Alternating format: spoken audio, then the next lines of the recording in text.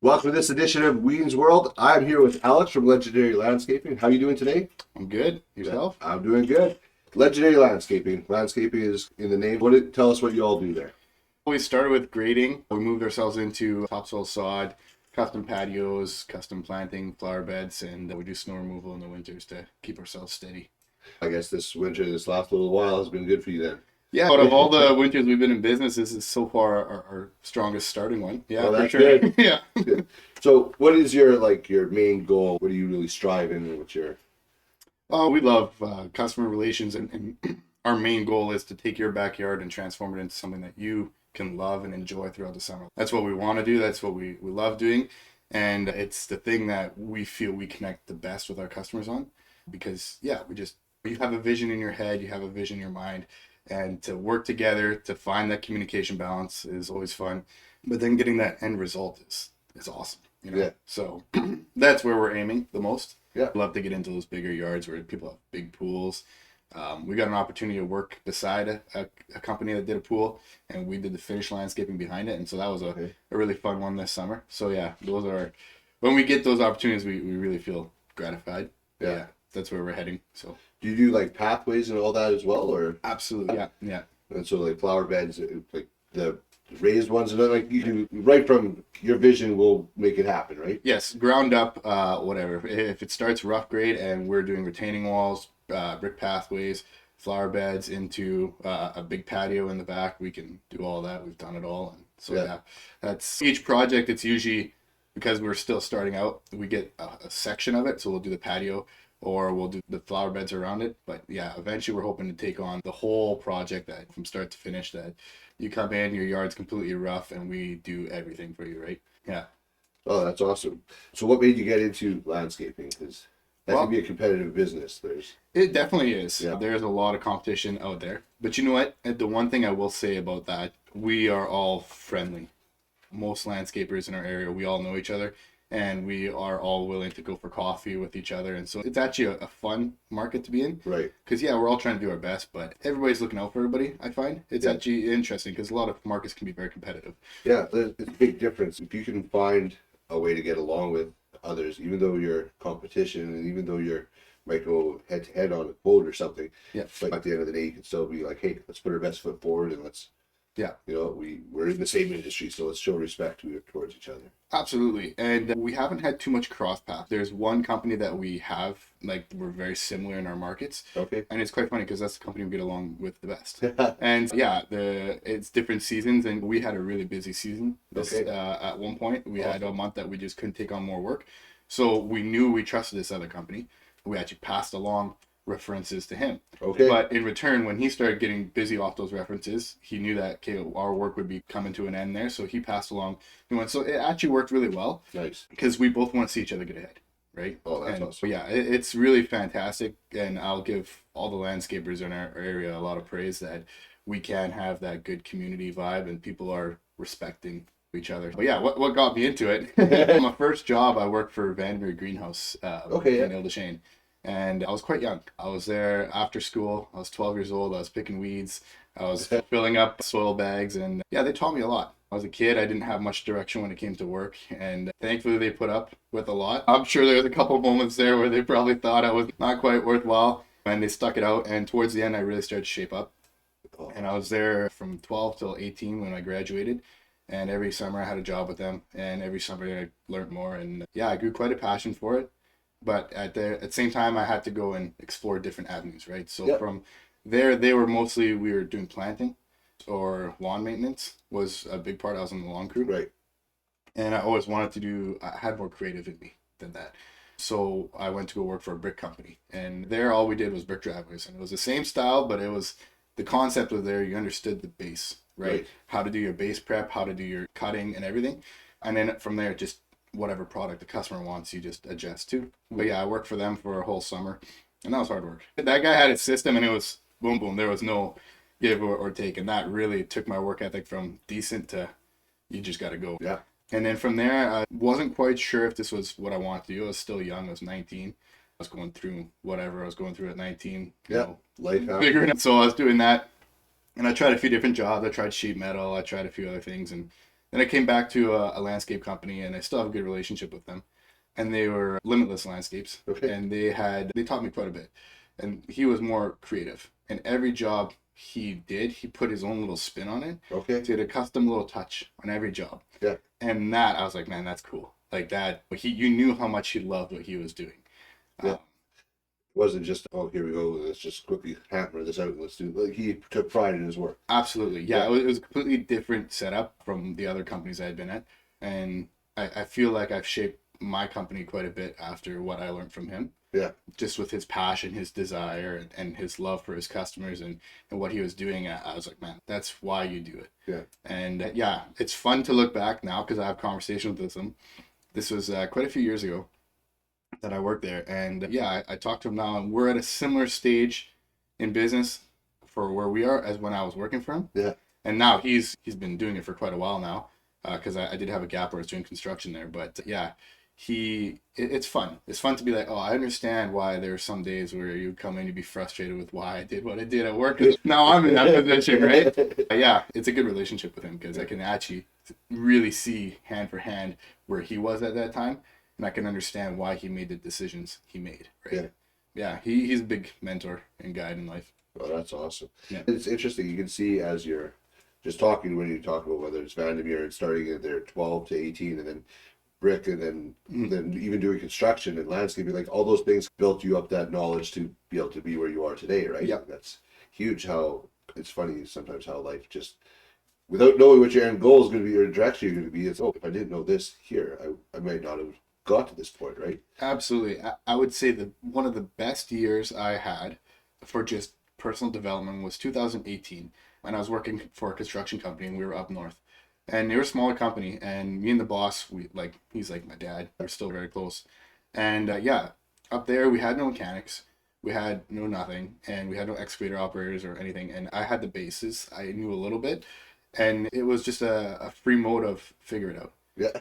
The job had to get done. We had to make progress forward, and it really showed me that problem solving is key for everything. And that whole year there was all problem solving, all figured out, all free range opportunity. There was nobody else that was brave enough to try it, and so I just had enough guts to just take a chance on stuff. And it was a cautious chance. I wasn't doing things that I was way out of realm, but you gain confidence. And that year really built my confidence in, okay, if you can problem solve, you can do a lot, right? Yeah. And so that just helped me understand that I wasn't, because I had a lot of doubt, and I was always a doubtful person of myself.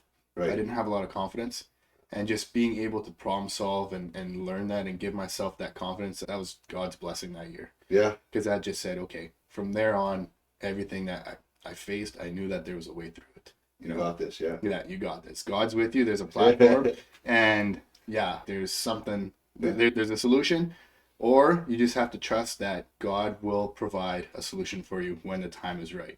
And so sometimes we don't like to wait till that time is right. No, I am not a patient person by any means, and if anybody's ever worked with me, they know that.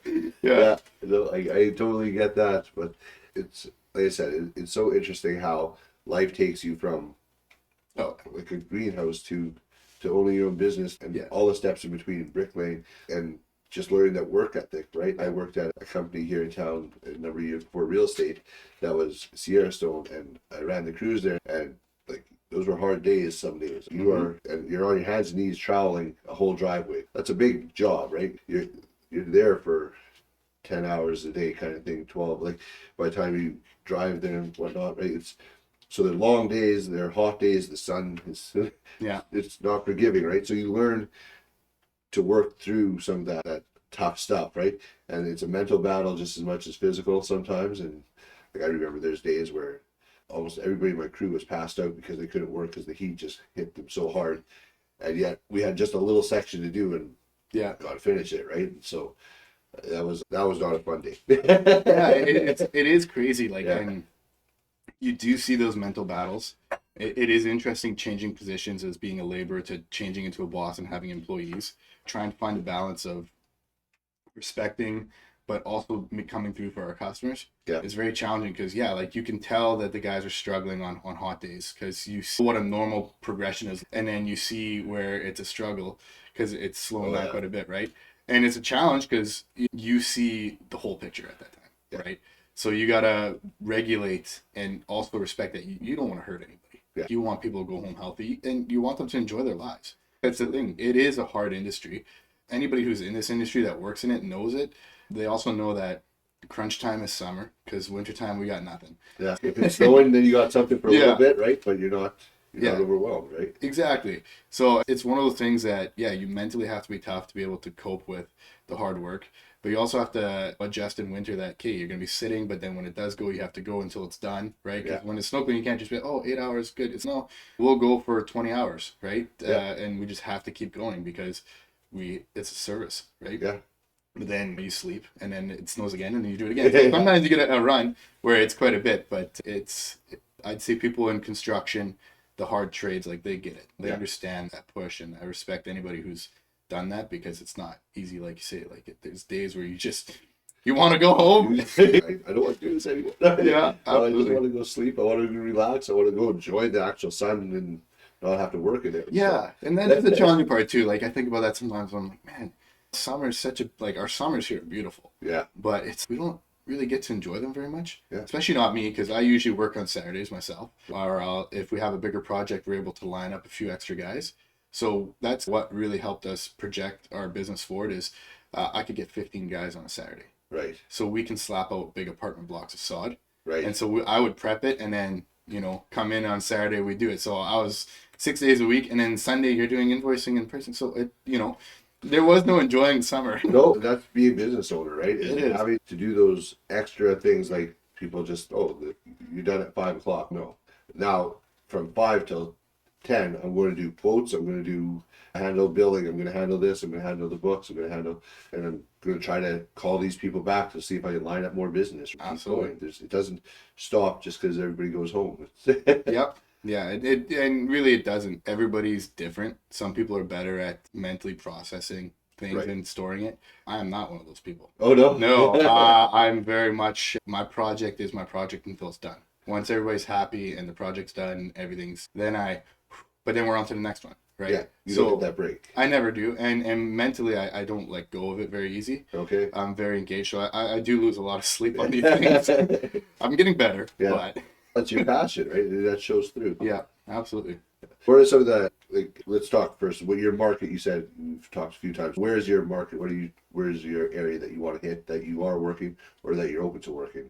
We'll work in St. Anne, Steinbeck, Richer. We've done quite a bit in Richer. Niverville's been our biggest market. Oh, really, eh? Yes, it's quite a growing community. They're very willing to engage in customizing their yards. Okay. So we found quite a market there. And our first builder for our first season was in Niverville. Okay. And basically that's how we got started with them. And it was just me, and they kept me busy full time for the first summer. And so it was... Yeah, and from there, once you're already in a certain town, people see you. They're like, hey, you're doing the rough grading, because that's what we started with. Can you do the sod? Of course we can. So Niverville really helped us establish, and that's typically where we spend most of our summer. We'll touch Winnipeg a little bit, mostly the south side of Winnipeg. Right. I personally don't want to go too deep into Winnipeg right now. It's challenging with traffic and setting things up, and I like what we're doing in the areas that we're at right now. Yeah. But we'll do anything. We've gone to Garson, Tyndall. Okay, yeah. There's really no limit on where we will go. It's just as long as people understand the travel point of it, right? Yeah, it's got to make sense financially too, right? You're not going to do it to lose money. Yeah. So and that's oftentimes where it would be limiting, because there is a company close out there that might be less, right? Because they don't have to travel. And to me, I'm not offended by that at all. As a homeowner, I feel like one of our things that we've really worked hard on is to understand people's budgets. Yeah. We do want to provide a beautiful yard, and if I could just run free with it, I would love it, right? But at the same time, we're very respectful of, hey, we understand where you're at. Let's talk about this, right? So when we quote it, we're like, hey, we always say we quote high, right? Yeah. This is this is your vision. We're going to go all out. Here's your quote as what it could be like if you got everything at the highest end. Now, where is your budget according to this? Are you like, hey, this is just out of realm. I really like this item, but this one I can live with later. Then we'll do that. We've gotten good at doing phases, right? And so we have a project that we're working on. It's a 3-year project basically, but it's not a big project because we did the front yard first. It was out of the way, and we had access to the back on the other side. So the first year we did the front yard. Then we did the backyard this last season, and then we'll be doing the extra side yard, right? And so it's just stages, and we totally understand that people want to do things in stages. They want to enjoy certain sections and work and grow with that. Yeah. That also allows you to use your creativity as, okay, so this is your budget. Mhm. What can we all fit in there, right? And like, find out what the priorities, find out what matters, and then customize accordingly, right? Absolutely. Yeah. And I think it's fun, and I think it's good for people because you can do a lot even if you have a smaller budget. Yeah. And we want to encourage that. We want to encourage people to not be scared to dip into it a little bit, because once you get started, it's like anything. Once you get started, then you at least you're like, okay, we're making progress, right? Sometimes it feels like if you're never doing anything, you don't feel the progress, but at least if you get a start, you get a plan, you get a setup, even if it's we design it, Yeah. we quote it for you, and you're like, okay, this is what it's going to cost. At least I have a start base of where I want to go. Maybe I'll wait another year, save up a little bit more, but at least you have a plan for you, and then you feel like you're moving towards your dream, right? Yeah. Yeah, I love that idea of the phases, right? It's like that age-old question, how do you eat an elephant? One bite at a time, right? Yeah. You just got to start with something, got to go. And sometimes it's, yeah, I want this beautiful yard, but what can you afford? What can you live with, right? And let's face it, prices now, everything is expensive now. But you can do it that way and realize, oh, wait, I don't have to spend X amount. I can actually do it this year. This I can afford, right? And then that's great that you can build towards that, right? That's awesome. Absolutely. And I'd say the hardest part for me is sending out invoices or quotes and seeing the cost of it. Yeah. And I've had a couple quotes. We quoted a brick pad this summer that I waited about a week before I actually sent it out because I just had to come to terms with the price. And the customer right away was, oh yeah, no problem, go for it. And I was like, oh, I made a bigger deal of it in my head than I thought. But we weren't being ridiculous with our pricing. We were being conservative. We want to give the customer a good product at a good value. Yeah. But the price of everything was, the brick alone was more than half of that. And yeah, I had a hard time. I was like, man, product is not cheap. No, and that's just it, right? And we talked a little bit beforehand, is sometimes getting that quote and like how that can be like a little bit nerve-wracking to, man, this is going to be more than I expected. Yes. Or this is going to be like, I know they're not going to like this. Yeah. But the reality of it is, you have a business to run. Yes. You have employees to pay. You have to make. You're not doing it not for profit either. So it's a business, but at the same time, to not gouge somebody on what they're looking for. Right? Yeah, and I think that's something that we try. It's a fine line. So first off, learning to read your customer and respecting them, because you don't want to just throw a random quote out there. And we've seen it happen with other contractors where they get a price.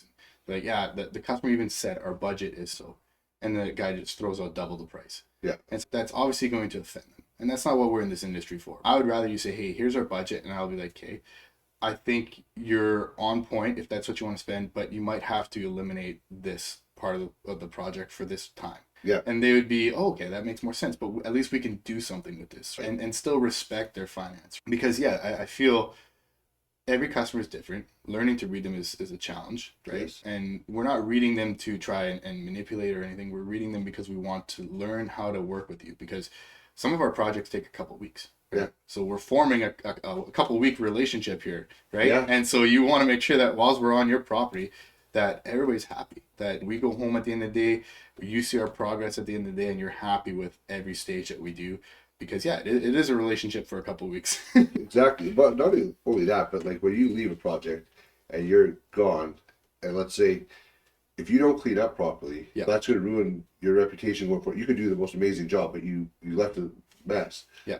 The customer's not going to be happy, right, with that. So it's about that ongoing service even after the job's done. Okay, that's great. The yard looks great. Now we're going to clean up after everything, and we're going to take off and make sure everything's done. Yeah, absolutely. And I would say, especially that we started like peak COVID, something I picked up on very quickly was a lot of contractors were not willing to take care of the extra details.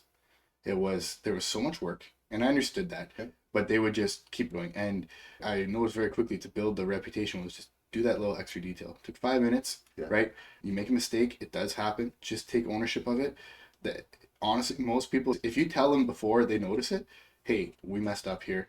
We're going to make it right, but here's what we're going to have to do. Nobody's upset with that. Yeah. They're like, oh, okay. Thanks for letting me know. Yep. do what you got to do. Or most of the time, they'll even say, if it's a small item, they might even say, you know what, don't worry about it. We can quickly take care of it. Don't bother coming back. Sometimes they're good about it. Right. But just taking that ownership and making sure that you're taking care of your customer all the way through, I really think that has helped build our reputation like 100 times over, because people know that when we're on site, they can trust us to take care of everything, even if we make mistakes, that we're going to come make it right. And I pride myself on that quite a bit. And it has happened and it hurts. But we make sure that it's done. And I know at the end of the day that we've gotten more work from projects that we made mistakes on and making them right than projects that had no hiccups at all. Yeah. It goes back to what we talked about earlier with your problem solving, right? That one year up north where you had to problem solve. You know what? Client relations, customer relations, problem solving. That's a lot of what you're doing, right? Trying to figure out how you make this work. It's problem solving. It's working through those challenging moments to figure out what's the right solution here. Absolutely. Yeah. But let's go back a little bit. Let's go back to where you started, where you grew up, and talk about who you are. And let's go from there. Yeah, I mean, we grew up, we started off in Lorette.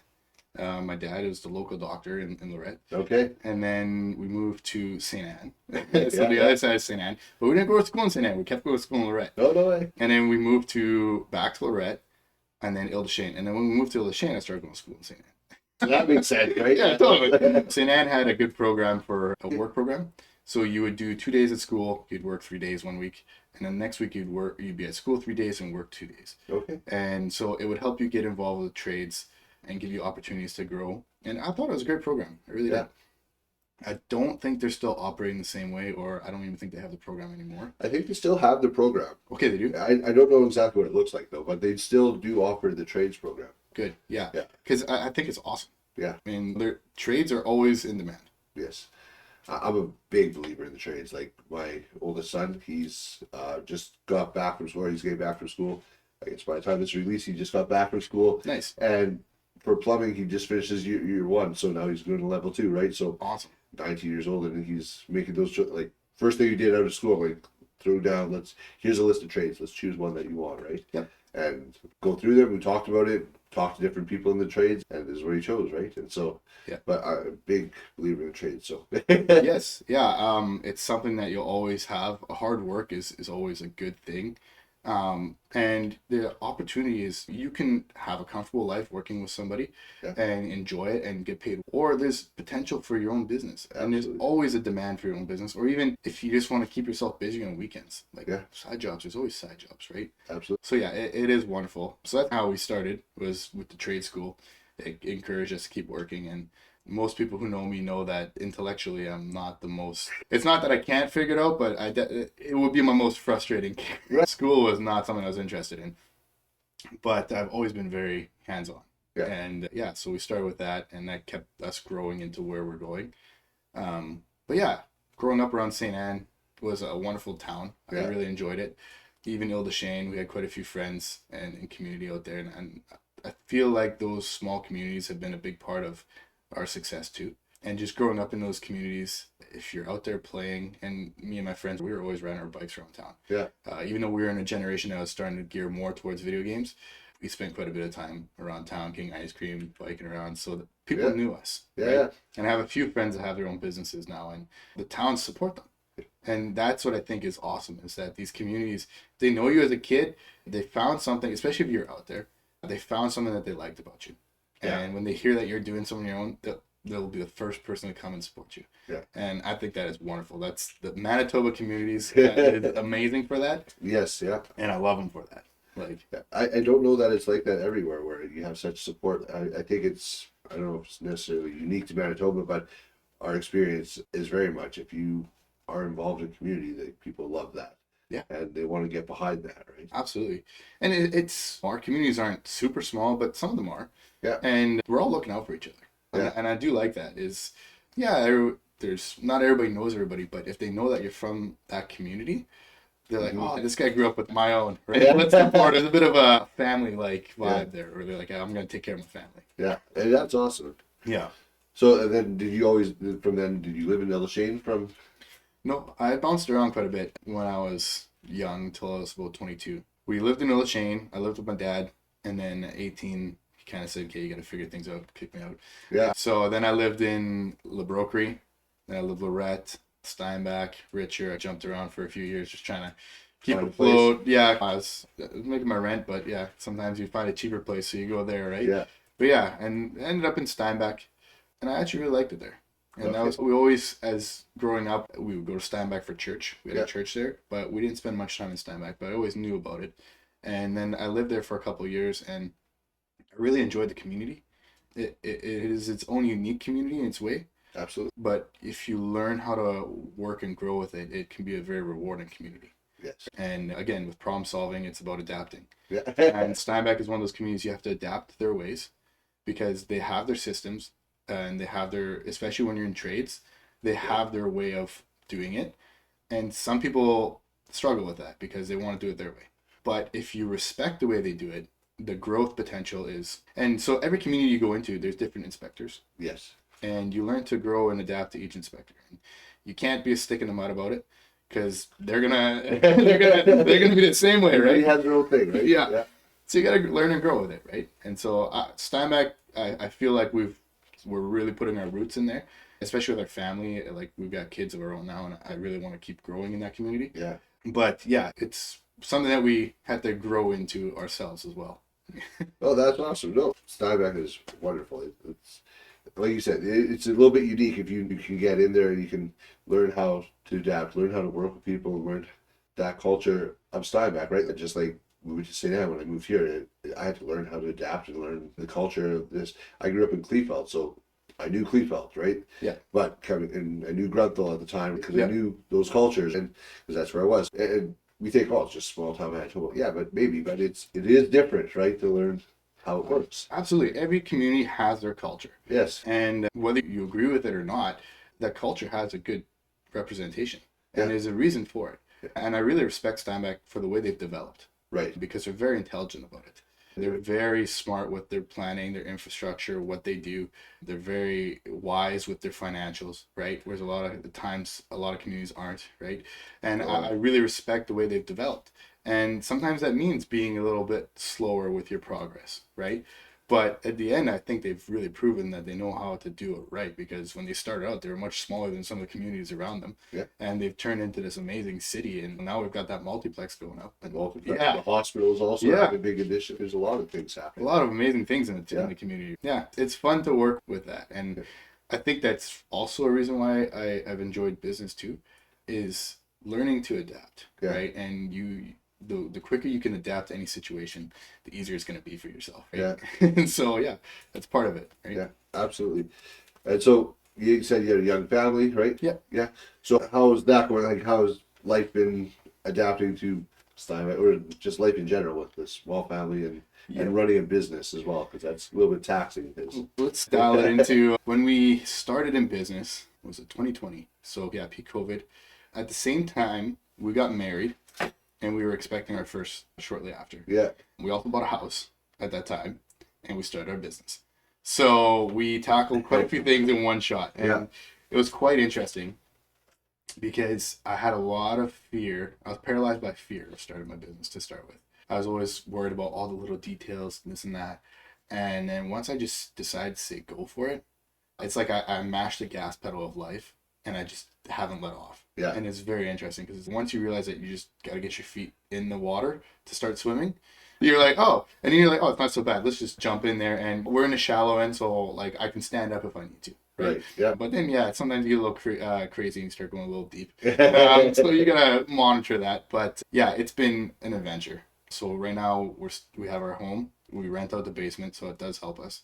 My wife is an amazing, supportive person. I could not be where I am today without her because she understands. She's just more calm than I am. And I've just learned to accept that I'm a fiery person because I've tried to be calm and people still say I'm a fiery person. So I'm like, I might as well just be a fiery person.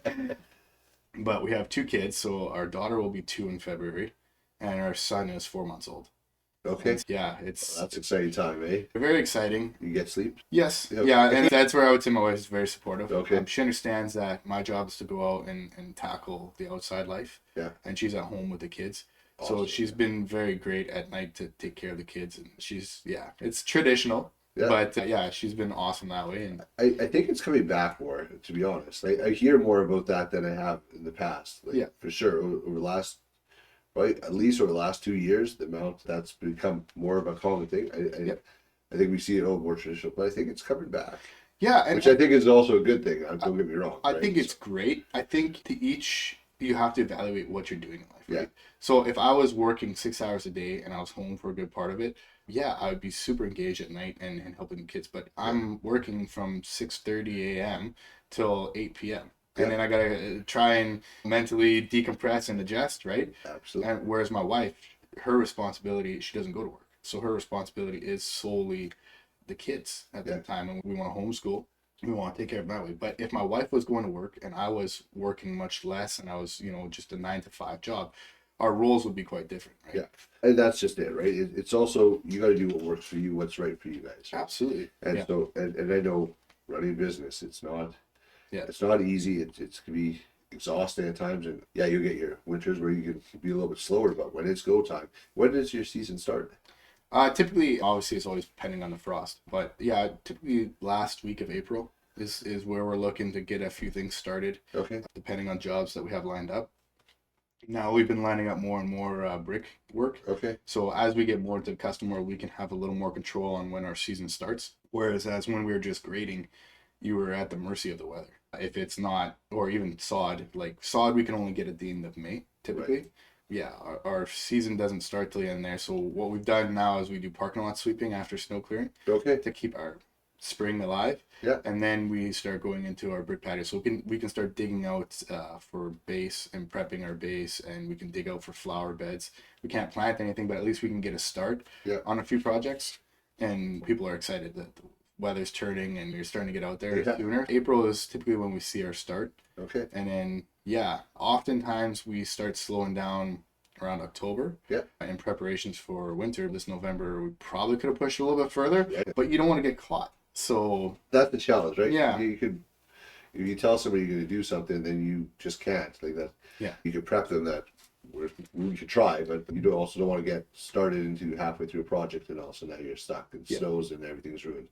And so what we've done with a couple of projects is we did start them. We said we're going to do what we can this season, and most of them were just base prep. Yeah. And I like that because then it has a chance to, your base shouldn't be settling if we compact properly.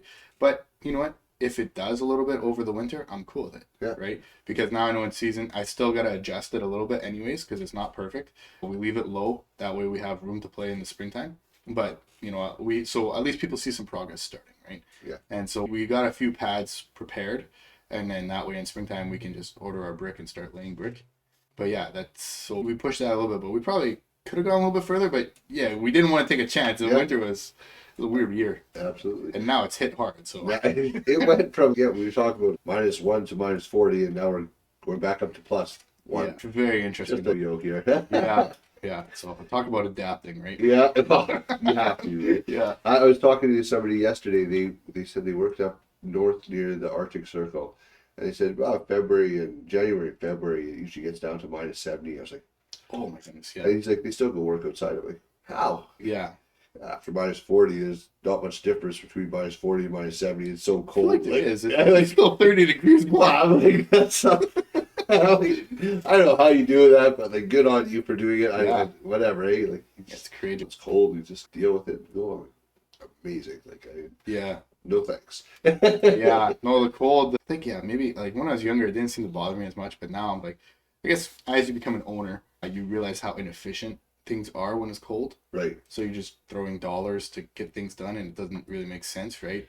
The equipment's cold, doesn't run properly. So now we don't do much with our hands in winter on purpose because it doesn't make sense and doesn't make money. Yeah. And same with, we're cautious with our equipment because when it's -40, hydraulic hoses don't like that. Yeah. That and everything's running, so you can't shut it off. Yeah. And so that's costing you fuel, that's costing you oil, that's costing you machine wear and tear, right? It's costing. It never shuts off. But what kind of got you into, did you always know you're going to be an entrepreneur? Is that something you just decided recently? Or I've always had a drive and a passion for doing it. Yeah. I had no idea what it would look like, but I don't know what it was about it, but I always wanted to just do something. I wanted to have something that I built. Yeah. Right? And it is a pride thing. And the more I'm looking at it, the more I'm like, okay, that's not always the best way to look at it, because it starts off as a pride thing, and Right. you have to learn to grow and adjust to it. But yeah, as a kid, I was just like, I'm gonna be something in life. I'm gonna go build something huge, and that is always still the intention. But as I'm a dreamer, so as you take on these challenges, some things you can problem solve, other things you are reality. Yeah. And you have to adjust to that too, right? And realize how much stress do you want to take on, right? I think you grow and develop as a person. So as you grow and develop as a person, you can take on more stress and handle more. But sometimes you find a spot that you're like, you know what? No, everything's operating nicely and I can balance out my life, right? Yes. And so that's, now that we've stepped into business, we want to try and find a bit of because the first few years are just, you sacrifice everything for it. Yes. So we're hoping in the next few years we can find a bit of a sweet spot, a nice balance of home life, because the kids are still young. I don't want to forget that. Right. You hear that quite a bit. People are just after their goals and they look back and, man, the kids, we should have spent more time with them. And I don't want to be that dad. I never want to regret that stage. And now that my daughter's 2, I'm like, man, I really want to freeze her at 2, because she's like just a bundle of joy. And it's moving quick. I'm realizing how quick it's moving. Yeah. So trying to find that balance in the next few years of just, can we just keep a nice sustainable business, do slower growth, but keep growing? Because we don't want to stop growing. Nope. But just adjust the pace of it, find a nice balance for everybody. And then when we're ready and the kids are maybe more involved, if they want to be, or if they're going on their own adventure, we don't have to worry about them as much. We can ramp up that pace again, right? Life is different as kids get older, right? It just, your availability, you're even like, now you're incorporating them into work, so it's not like you're bringing them with you, you're teaching them, you're showing them. It's just different versus 2 years old. You can show them a few little things, but you're not here, go grab the loader and go. No, but you know what, I'm very impressed with my daughter, because she's very involved with her younger brother. Like, she'll wake up in the morning, he'll be in his bathroom, and she'll go and kiss him. Oh. And she makes sure she does that. And if he's crying, she'll bring him soother. Yeah. And if sometimes we'll eat, and she'll grab the dish and she'll bring it to the kitchen. Yeah. And I can't believe that a 2-year-old is so engaged like that. So I'm very curious to see her personality develop. Yeah. And so, yeah, it'd be fun. And I am excited to teach him some stuff. But at the end of the day, I'm very much, my dreams and my goals are mine. Yeah. If my kids want this, 100%, it's there. I'll teach them, I'll train them, and I'll encourage them. But at the end of the day, I set out on this mission for me. It's not their responsibility to take it over. Yeah. And that's just it, right? It's and good on you for realizing that and recognizing that. A lot of people are like, oh, we're going to keep this in the family, we're going to grow the family businesses. What if they don't want it, right? And having that recognition of, you know what, this is an opportunity if you want it. But if you want to go after your dream here, hey, how can I support you in doing that? They're 2 years old and you got that. They're quite young, you're on your way, right? Like, and I realized that because growing up, it was I think a little bit of my drive comes from that a little bit too, is if you're not making money, you're not, like, there was a little bit of mentality growing up that was put in, that was like, you have to do something to be worth something. And I don't agree with that. Right. But it did create a drive. Yeah. And I don't want to instill that in my kids. But I was also very stubborn in my own way, where, okay, I'll do something, but it's got to be a passion, and it's got to be a love for it. And I was always very big on that. I always believe everybody should find their journey, no matter the struggle, and stick to it. I was always inspired by people who struggled. We were watching Cinderella Man last night, actually. Okay, yeah. I never watched that. James Braddock, he's a boxer. Yeah. During the Great Depression. And absolutely. I love it. Yeah, it's amazing. And he struggled, and you saw the sacrifice he made, but he never gave up on his dream. And people like that just, it makes me emotional. Yeah. Right? I feed off that. Yeah. Like, I think there's a lot of value in that, right? And just to find out what makes you tick and what makes you go, right? And I agree. I think that when I see somebody going after their goals, which is what I started this, is because I love entrepreneurs. I love people who go after their business and who go. And a lot of times they're doing a service for the community. They're doing a service for something else. They're chasing after their dreams, but their dreams involve helping somebody else, right? Yeah. And that's something drew me to real estate, was knowing that I can help somebody reach their dream of home ownership Yeah. or of selling their home to move into their next one, which is exciting, or whatever it is, or buying their first investment property or their next, and Yeah. helping them build a portfolio to help them, like they want to reach their dream. Like those things all get me excited. Yeah. That's it's buying a house it's a house, but seeing somebody reaction, connecting them to their dreams, connecting them to their business, whatever it is, that's something that that excites me. That gets me Absolutely. going. And that kind of goes back to talking about us landscapers as a community. Right. We understand that we're all trying to help each other. Yeah. Right. We're in this community, right? We are one-minded in a sense because we're all in a similar goal, right? But some of them are a couple of years ahead, some of them are a couple of years behind. So basically we're passing along the knowledge as we're carving a path, right? The guys are a couple of years ahead. They've been through struggles that I haven't yet, but they warned me. Yeah. And then I learn from that. I take that information, I take my information, and I pass it along to the next guy. Yeah. And it's not a selfish. I do admire our generation because I think the mindset is shifting from looking out for us making $1 million to, hey, let's build a community, right? Everybody's out for each other. There's a lot of good real estate agents out there that are looking out for each other, that get along. Everybody's looking out, and we're realizing that, okay, if we really want wealth, true wealth, it's not money for me. It's how do we help this community grow? How do we take visions for customers, clients? How do we help the next guy along? How do we tie our business to another business a little bit to help them grow? We have a very good connection with the underground company. And it's not just for work, it's because they need to offer their clients a service, but they don't want to invest in landscaping equipment. Yeah. So they offer it to us. But in return, we offer back service. And you go back and forth. Sometimes they need an extra guy. We can offer them an extra guy. Or sometimes we need an extra guy and they offer us guys. And so the mindset of looking out for your own wealth is shifting. Yes. To how do we help the whole community grow, right? I think they're realizing that when you start having that kind of mindset about let's make the world around us better, everything gets better, everything goes up, right? And we have a small little Manitoba, like southern Manitoba, where that I think that is really starting to take form more and more. Yes. I don't know about the rest of the world necessarily, but I know right here I can definitely see community minded. There is a bit of a shift in the last little while, and that's been extremely positive to see. Yes. Yeah, 100%. And I'm not sure why the mindsets are changing. I'm not sure what's driving that. But I don't see a lot of, it seems like the 70s, 80s generation was very cutthroat, very business orientated, and they did well for themselves. Yeah. And it was a much more aggressive business strategy back then, it seems. And now it's slowly shifting into, hey, we want to, and I think a lot of bigger companies are realizing having good sub trades is worth a lot because you can count on them, right? So why would we just look out for ourselves and not pay them a fair price? Yeah. Let's pay them well so that when we need them, they're going to support us, up. right? And so that's been the shift. It's not, okay, nobody's looking at just one project, make all the money you can on this one project. They're like, if we can do this again and again, yeah, we might lose 5% on this one project, but now we gain 3 more projects that we can do out of it. And so you make up that difference, right? In your volume. Yeah.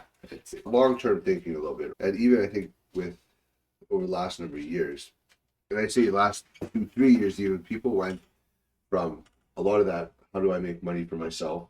Yeah. And it's about individualistic. And we had years where people weren't allowed to see each other, right? Mm-hmm. And then also now it's like you spent 2 years of looking out for just me.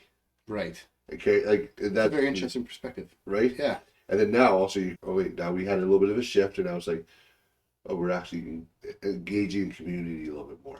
At first, people rushed to community, and then they drew back a little bit. Okay, that was a little bit too much. Yeah. We're going to see all our friends. We're going to see all our friends. Also, it was different now seeing your friends because you haven't seen them for 2 years in person, and so it was like, oh, a little bit much. And I was like, okay, let's ease back in, and now also, hey, now we can build community in a healthy way. Yeah, I never actually thought of it that way. That's a good perspective. For me, I was fortunate in the trade that I'm in that I still had the ability to get out and go do stuff. COVID didn't really slow us down all that much. In fact, it was the boom for us because everybody was at home wanting to spend money on their property. They couldn't travel. They couldn't spend money on other things. Yeah, so it was quite a different perspective for me, right? Yeah. Whereas, I didn't actually think about it the other way. Those who were home that want to get back and build up the community and the mindset, like you say, is probably if something like this would happen again, if we have a strong community and support, then it makes it easier the next time we go through a hurdle. Right? Exactly. Like talking about being in the industry where you could do all those things like real estate, I was allowed to. So I checked on my parents once a week to see if they want to sell their home. They never did, but I'd go check to see just to make sure. But yeah, like some industries we were able to get it. We were able to get through. And real estate was huge. It boomed like crazy, and yet at the same time, it was still a struggle. Like for me, so real estate was great and it was booming. But I also had 3 kids of my own that I had to be home now and homeschool because I was a single dad, and now I had to. So now instead of going out and working, I had to figure out how to balance homeschool and teaching, and then go back up. So I missed a lot of that big boom because of that. It was like that one opportunity where I was like, man, that sucked. But at the same time, priorities. My kids were more valuable than going out and making money. So that's what it is, right? Yeah. And I think a strong family man and a strong, like, you're a very genuine person.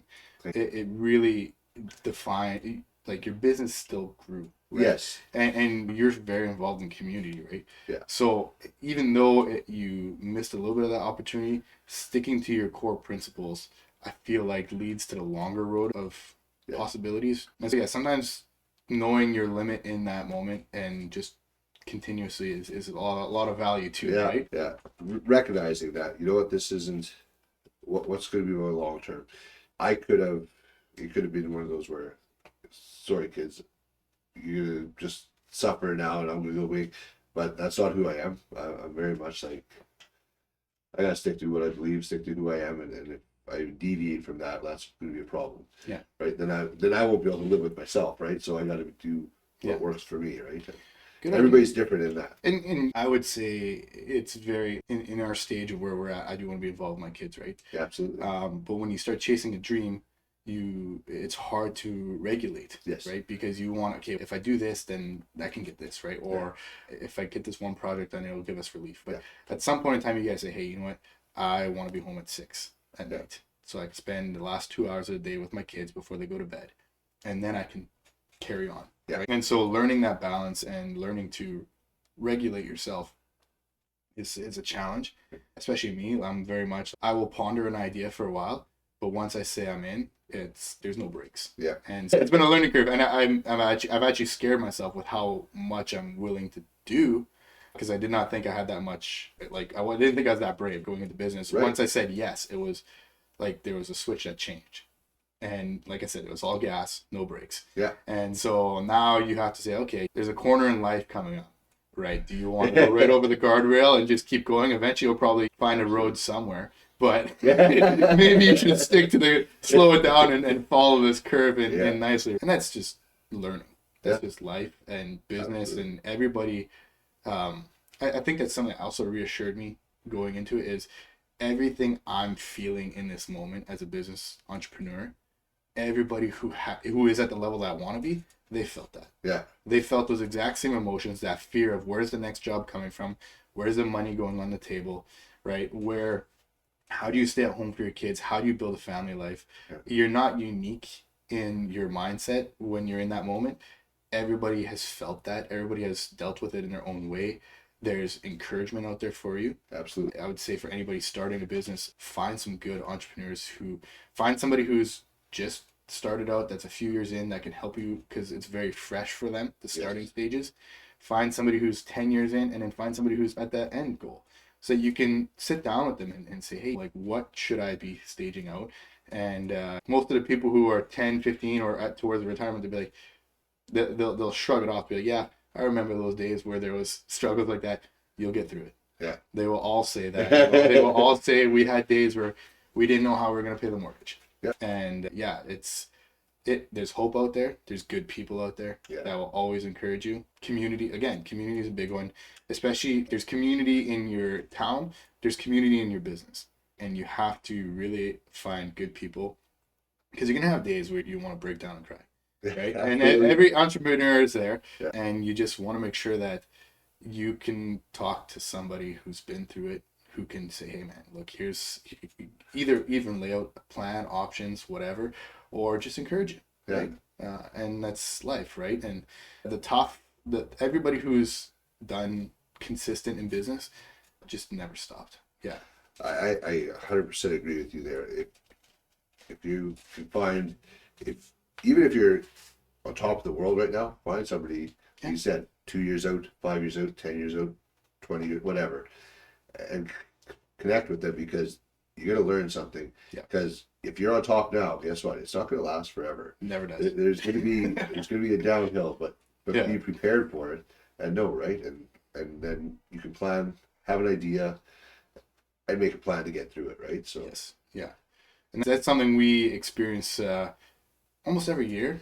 Your summer, you're hot. You're just like, oh, okay. Once spring's passed, then the cash flow is running again, right? Yeah. Very consistently, right? Projects going, right? And then winter comes, and then it slows down and dies down. The feast and famine is very real in our industry. Yeah. Until you get to a certain point, and then I believe you have that consistency. At least that's the hope and the goal, right? We're still fairly new, so we still experience it every year, right? Absolutely. But yeah, it is encouraging to know that, okay, every hurdle you overcome, I listened to David Goggins on this one. He has a cookie jar. Yeah. Right? He's like, I have this cookie jar. Whenever I'm going through that struggle, that moment where I don't think I can make it through that next mile, I got the cookie jar. Remember when you did this? Remember when you ran 250 miles? Yeah. And I have that in my own storage, right? Hey, remember your first project that you were just terribly disorganized with, that you thought was going to just end up just ruining your reputation? Because the first one we did a good job for the person, but yeah, there was just hurdles like crazy. Yeah. And then we got through it, and I was like, oh, okay. And then remember when you had this happen and you made it through it, like you build up a storage of ammunition that you can use in those hard moments, right? Yeah. And so, yeah, and I do believe God gives you little challenges to build up that storage. I 100% agree with you there. But on that note, I think we're out of time here. But thank you very much for joining me. This was awesome. I appreciate it so much. Appreciate you having me on. Learning a lot about landscaping and who you are. So, Alex, legendary landscaping. Appreciate it. Yeah, thank you for having me on, man. You bet. Appreciate it. Awesome. So we hit the